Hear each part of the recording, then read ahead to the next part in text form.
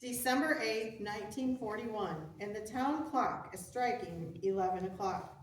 The Reverend Daniel Phillips shifted from one foot to another as he gazed up and down the long line of grim-faced men. Just 24 hours ago at this time on Sunday morning, he had spoken about peace and our need of being at peace with the whole world.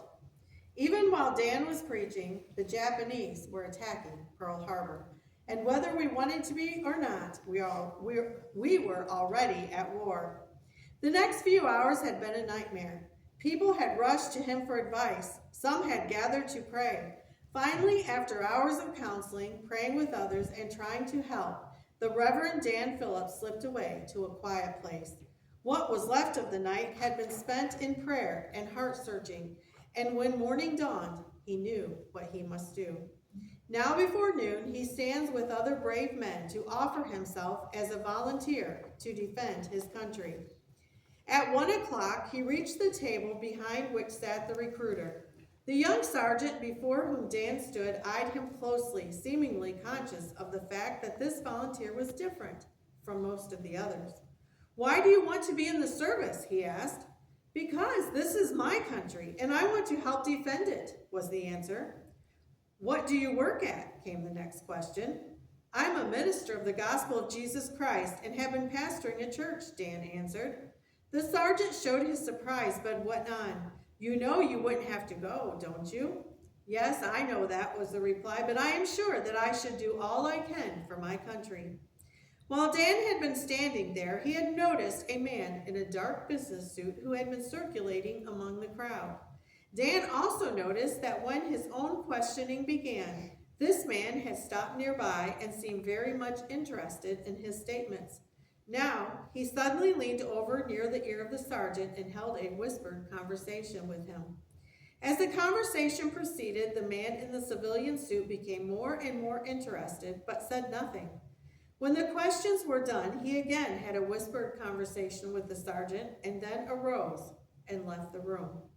The sergeant carefully checked his notes and grabbing Dan's hand firmly said, "Sir, I will have to pass you to our medical examiners now." An orderly led Dan through the crowd toward the back of the building where a local doctor, whom Dan knew, was giving the required examinations. Turning to the young minister, the doctor said, "Now, you seem to be a special case here, and I must give you a more thorough examination, and then I have something for you." After a long time and a complete physical, the doctor looked at Dan with a smile and said, "Reverend, do you ever wear glasses?"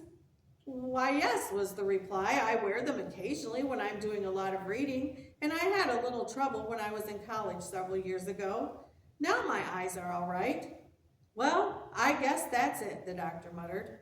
Minutes passed as the doctor wrote, then opened the door and passed the report out to the waiting orderly. He grasped Dan's hand, then with a voice deep with emotion said, "Brother Phillips, there is nothing wrong with you physically. However, you will pick up your orders at the main desk and find that you have been rejected on account of your eyes."